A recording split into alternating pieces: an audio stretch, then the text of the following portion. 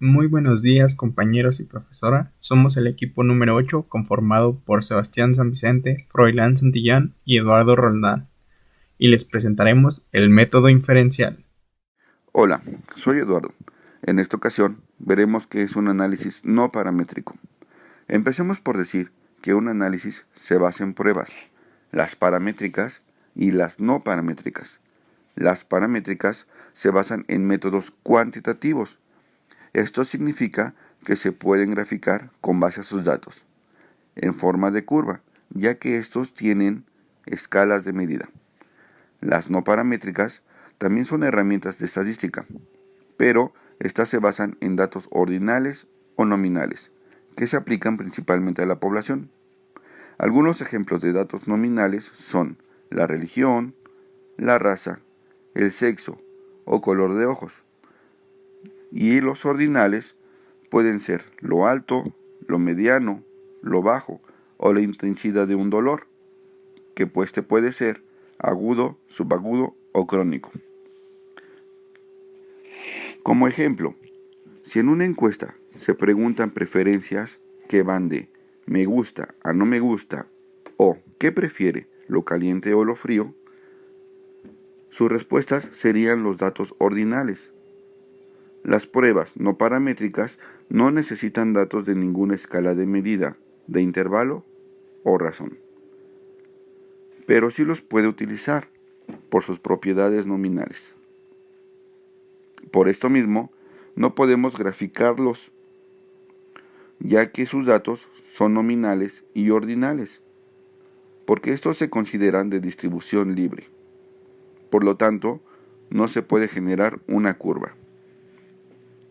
Otra característica que tienen es que dependen de la cantidad de personas encuestadas. Si son menos de 30 personas, se considera que es una prueba no paramétrica. Las pruebas utilizadas para generar un análisis no paramétrico son las siguientes. Prueba de Unman-Whitney, la prueba de Wilkinson y la chi cuadrada. Por último, cabe mencionar que las pruebas no paramétricas han ganado su reconocimiento debido a su facilidad de uso.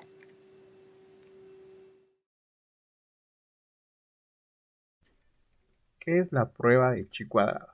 La prueba de chi cuadrado, también llamada chi cuadrado, se encuentra dentro de las pruebas pertenecientes a la estadística descriptiva, concretamente la estadística descriptiva aplicada al estudio de dos variables.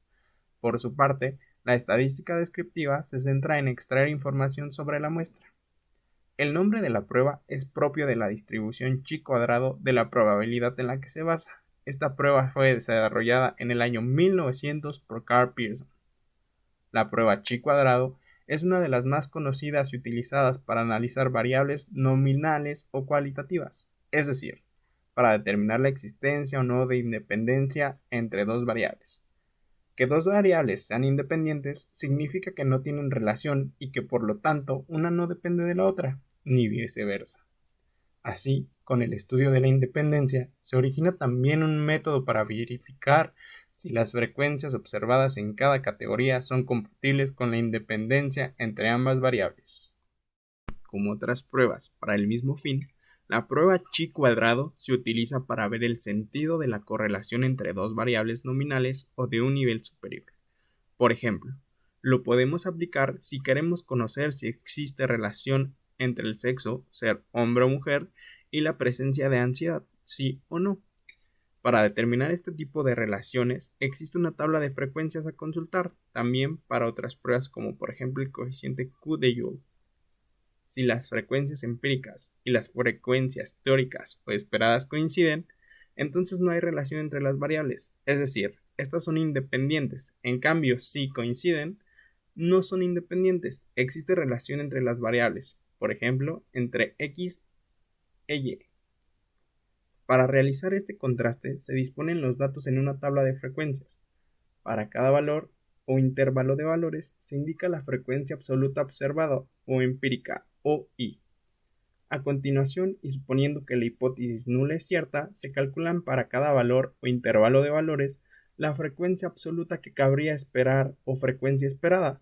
EI igual a N por PI, donde N es el tamaño de la muestra y PI la probabilidad del iésimo valor o intervalo de valores según la hipótesis nula. Existen varios tipos de pruebas de chi cuadrado. Prueba de bondad de ajuste de chi cuadrado. Se utiliza este análisis para probar que también una muestra de datos categóricos se ajusta a una distribución teórica. Por ejemplo, usted puede comprobar si un dado es justo lanzando el dado muchas veces y utilizando una prueba de bondad de ajuste de chi cuadrado para determinar si los resultados siguen una distribución uniforme. En este caso, el estadístico de chi cuadrado cuantifica qué tanto varía la distribución observada de los conteos con respecto a la distribución hipotética. La prueba chi cuadrado, a diferencia de otras pruebas, no establece restricciones sobre el número de modalidades por variables, y no es necesario que el número de filas y el número de columnas de las tablas coincida. Sin embargo, sí es necesario que se le aplique a estudios basados en muestras independientes, y cuando todos los valores esperados sean mayores de 5. Como ya hemos mencionado, los valores esperados son aquellos que indican la independencia absoluta entre ambas variables. Además, para utilizar la prueba chi cuadrado, el nivel de medida debe ser nominal o superior.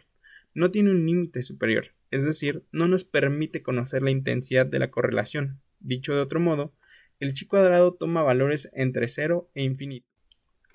La corrección de Yates es una fórmula matemática que se aplica con tablas 2×2 y con una frecuencia teórica pequeña, menos de 10, para corregir los posibles errores de la prueba chi cuadrado. Generalmente se aplica la corrección de Yates o también corrección por continuidad cuando una variable discreta se aproxima a una distribución continua. El estadístico chi cuadrado tomará un valor igual a 0 si existe concordancia perfecta entre las frecuencias observadas y las esperadas. Por el contrario, el estadístico tomará un valor grande si existe una gran discrepancia entre estas frecuencias y consecuentemente se deberá rechazar la hipótesis nula. Coeficiente de Spearman. Es una prueba para datos ordinales que verifica si hay cierta relación entre ambos datos. Esta tiene ciertas reglas. Cada variable debe de tener dos puntos, uno en X y otro en Y. Con esto podríamos graficar una línea. El muestreo debe de ser aleatorio. Esto significa que en un grupo de personas podemos elegirlos aleatoriamente. Por lo tanto, todos tienen la misma oportunidad de participar. Y su variable debe de ser de nivel ordinal, no cuantitativo. Para resolver esta prueba, en la siguiente tabla podemos ver que tenemos 8 participantes. En la segunda y tercera, sus calificaciones. Estas están por materia. Ahora, necesitamos ponerle un rango a estos datos, que serían el rango de X y el rango de Y. Utilizaremos X para matemáticas y Y para estadística. Podemos observar que los datos de las calificaciones no están en orden.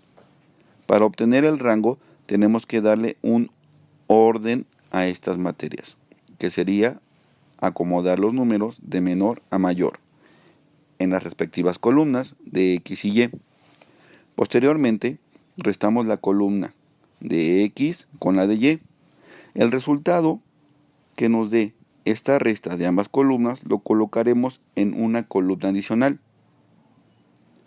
A estos otros resultados los elevaremos al cuadrado.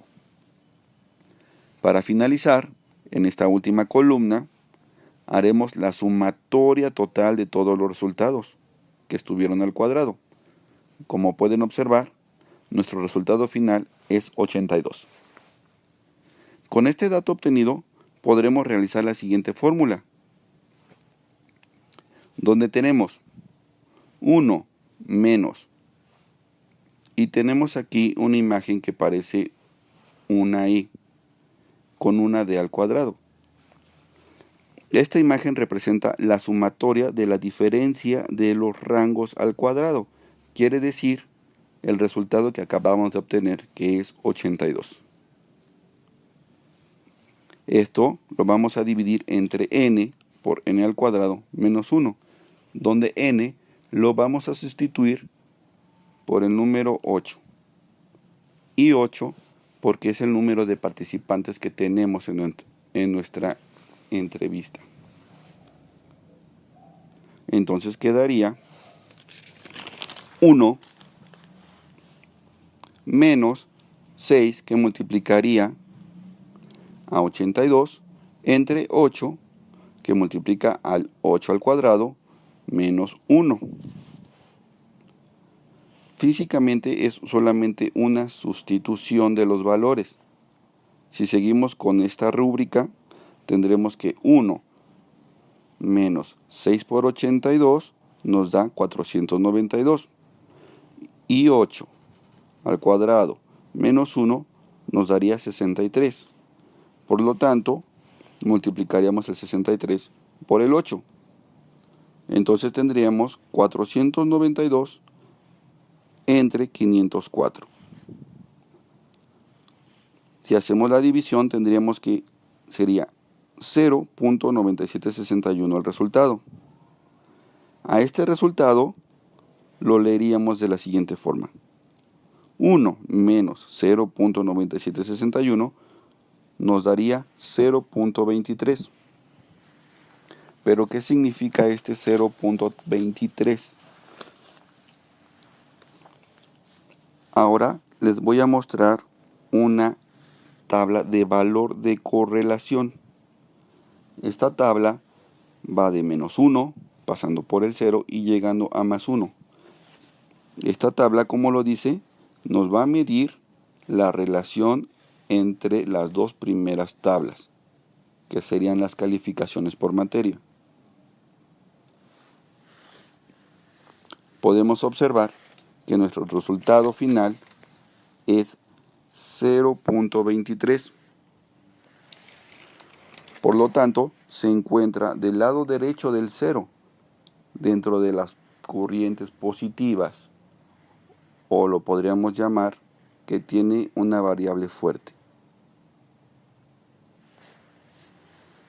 Con esto podemos terminar esta pequeña exposición. Gracias. ¿Qué tal? Buenos días. Soy Froilán Santillán. El día de hoy les expondré el coeficiente de Kendall. ¿Qué es el coeficiente de Kendall? Es uno de los tantos métodos no paramétricos utilizados en la estadística inferencial. Esta variable Estas variables las vamos a ordenar de manera ordinal. ¿A qué nos referimos de manera ordinal? Vamos a ordenarlos de manera jerárquica, nuestros datos para utilizar el coeficiente de Kendall. Los, los ordenaremos de manera ascendente. Podremos utilizar este coeficiente cuando no nos sea posible utilizar el de Sperman. El coeficiente de Kendall es simbolizado por la letra T.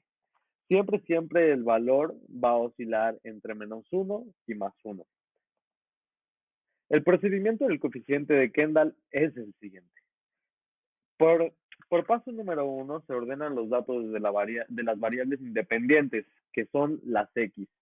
Como ya lo dije, se van a ordenar de manera ascendente. Número 2. Colocaremos los datos de las variables dependientes conforme aparecen con la relación a las variables independientes. Esto es, podemos tomar los rangos va a ser X y Y. Van a ser ordenados como un conjunto de renglones, por así decirlo. Por número 3 determinamos S.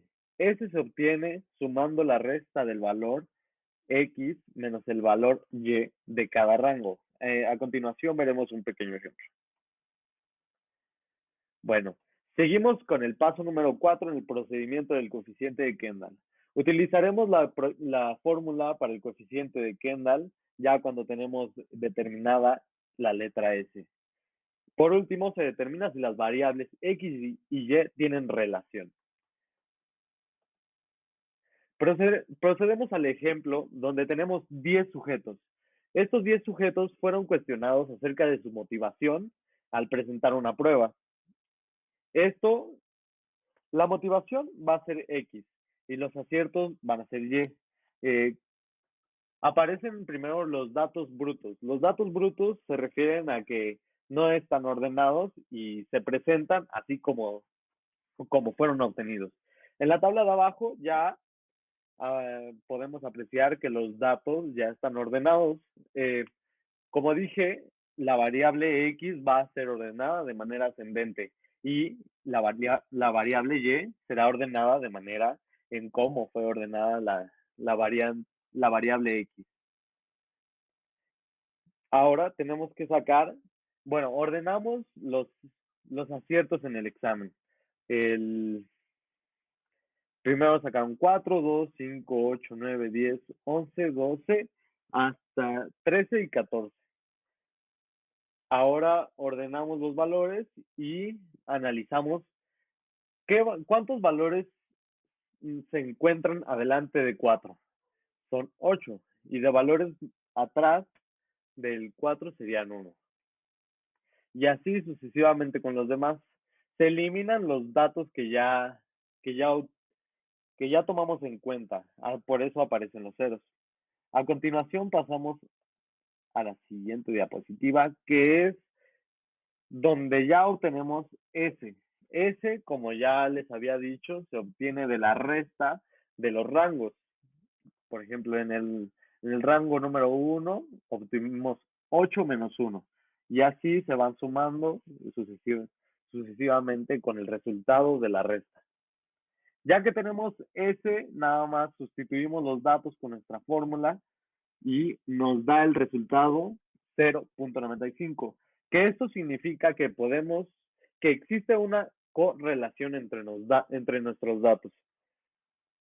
Así que podemos llegar a la conclusión de que a mayor motivación obtendremos un mayor resultado en la evaluación positiva.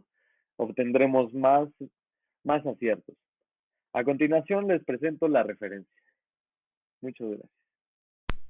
¿Qué es la tabulación cruzada? La tabulación cruzada o tablas cruzadas es un desglose completo y un modelo estadístico que se muestra en forma de banners o tablas, compuesto de filas y columnas. Lo que hacen estas tablas es permitirte analizar y medir la interacción entre dos variables. Las filas, o el eje X, presentan las preguntas y sus diferentes respuestas en la encuesta. Al mismo tiempo, las columnas, o el eje Y, representan las variables con las que deseas realizar una comparación. A veces esto también puede basarse en una pregunta de la encuesta. Esto facilita la identificación de diferentes patrones, tendencias y correlación entre los parámetros dentro de tu estudio, ya sea que sean o no mutuamente excluyentes.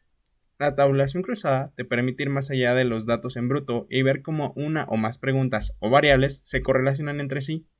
También toma datos que parece que solo pueden tener múltiples resultados posibles y te ayuda a concentrarte en una sola teoría, dibujando estas tendencias, estas comparaciones y estas correlaciones entre los diferentes factores de tu estudio.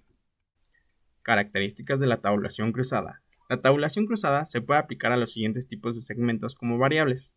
Segmentación demográfica. Compara los resultados de tu encuesta dividiendo tu audiencia por edad, sexo, rango de ingresos familiares, etnia o antecedentes y ubicación, país, región, estado, provincia, campus, etc. Segmentación psicográfica. ¿Podrás segmentar a tu público en función de las actitudes individuales hacia una entidad? ¿Qué es lo que valoran o qué es lo que les gratifica personalmente? ¿Qué acciones realizan para manifestar sus valores o sus actitudes? Comportamientos generales de compra. ¿Tu público prefiere comprar tu producto o servicio en línea, en la tienda, una combinación de ambos? ¿Quién de tu público mantiene su lealtad a la marca y está dispuesto a comprar un producto o servicio de varias marcas? Además, la tabulación cruzada es compatible con todos estos tipos de preguntas. Preguntas de opción múltiple, tanto de una como de varias.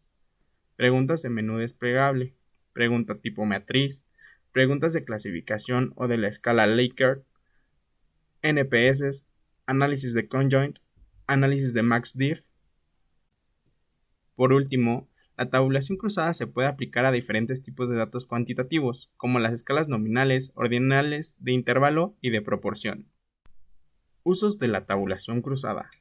La tabulación cruzada se utiliza entre profesionales de diferentes industrias. Entre los más comunes se encuentran los siguientes: investigadores de mercado, de productos, gestores de satisfacción del cliente.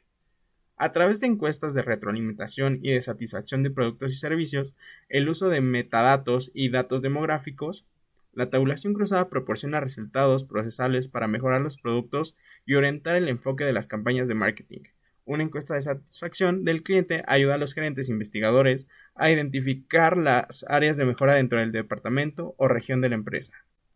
Administradores escolares. Los miembros del sector educativo pueden enviar encuestas de cursos y talleres o exámenes online para evaluar a los estudiantes y utilizar variables como las asignaturas en el horario de clase, etc. El objetivo de esto consiste en descubrir cualquier debilidad o contratiempo y mejorar la experiencia educativa. Recursos humanos. Cualquier industria puede utilizar la tabulación cruzada. Esta herramienta es fundamental para el equipo de recursos humanos y los gerentes. Con la tabulación cruzada es posible realizar encuestas de satisfacción de empleados, el compromiso laboral e incluso encuestas de salida de empleados para identificar las áreas de conflicto o los elementos que tienen la necesidad de mejorar en lugares específicos de la oficina, los departamentos y los puestos de trabajo. Ventajas de la tabulación cruzada. La tabulación cruzada permite trazar correlaciones entre las variables. Por ejemplo, mirando los porcentajes, se puede determinar que este público más joven está más interesado en un nuevo producto que el público más antiguo. Además de que puede encontrar estas correlaciones, es simple y fácil de interpretar los datos sin ningún grado de estadístico avanzado. Los cruces te ayudarán a evitar cualquier confusión que puedas tener al revisar los datos en bruto, especialmente porque se pueden entender completamente para presentar. Incluso, si te atreves a probar los datos en bruto, solo podrías observar o inferir los datos que estás revisando. Podrías notar que muchos clientes de más de 35 años están interesados negativamente en un nuevo producto o servicio, pero en las puntas cruz tienes percepciones definitivas que dicen el 75% de los clientes de 35 años o menos están interesados en el nuevo producto o servicio. Así que no solo los datos son cuantificables, sino que también son relativos o comparables. Por último, la tabulación cruzada ayuda a entregar los datos limpios, que pueden ser utilizados para mejorar las decisiones en toda la organización.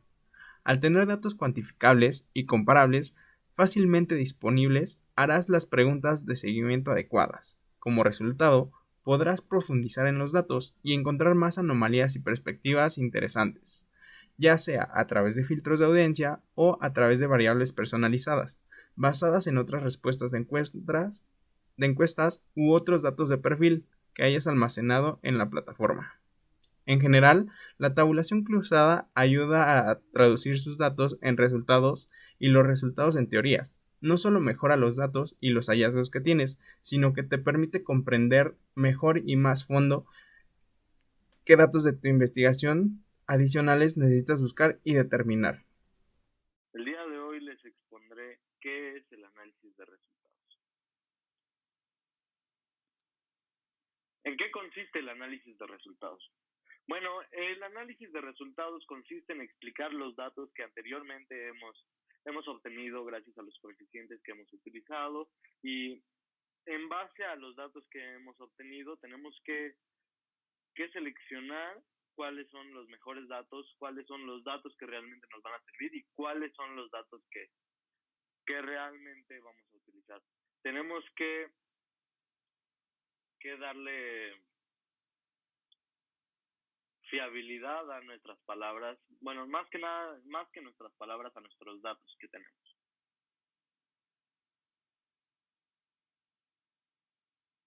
Bueno, lo primero que vamos a hacer es analizar los datos con programas que tenemos a nuestra mano, programas informáticos que nos van a ayudar a procesar los datos más rápidos y de manera más confiable.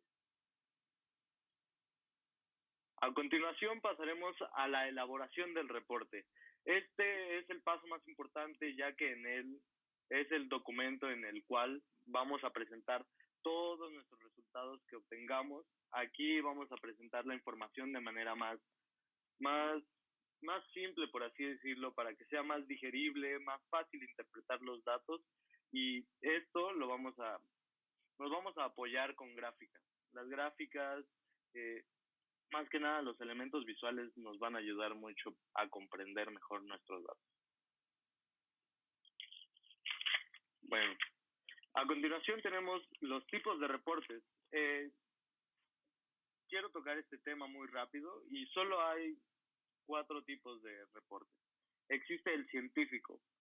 En el científico vamos a tocar temas de ciencia mayormente y con un lenguaje académico, pues con un lenguaje rico y culto. También tenemos el técnico. En los técnicos también solemos utilizar lenguaje científico, pero no tan serio como en los científicos. En los científicos va más dirigido a estudiantes, investigadores, etcétera. Después tenemos a los de divulgación. Los de divulgación son, pues, para el público en general. Estos pueden ser reportes comerciales o reportes de, pues vaya, de revistas o en periódicos también los podemos encontrar. Y por último tenemos los mixtos, que son, bueno, estos sí ya van para todo tipo de público.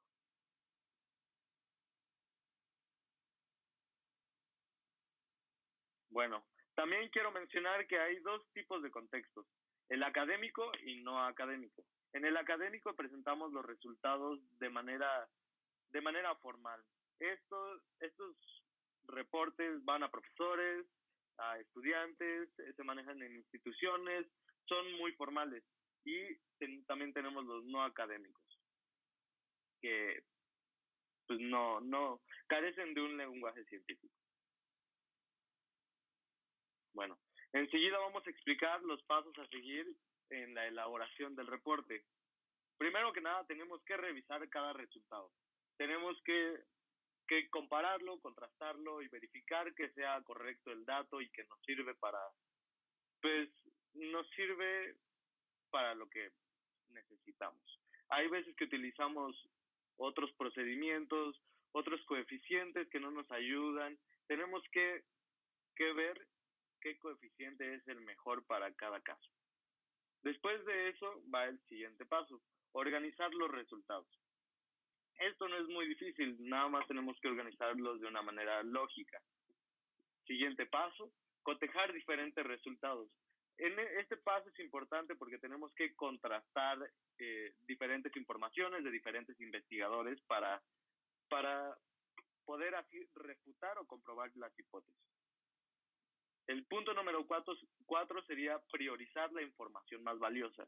Eliminar la información basura que solo nos está generando dudas, por así decirlo. Tenemos que eliminar la mayoría de información y dejar la información lo más sintetizada posible para que sea más fácil digerir.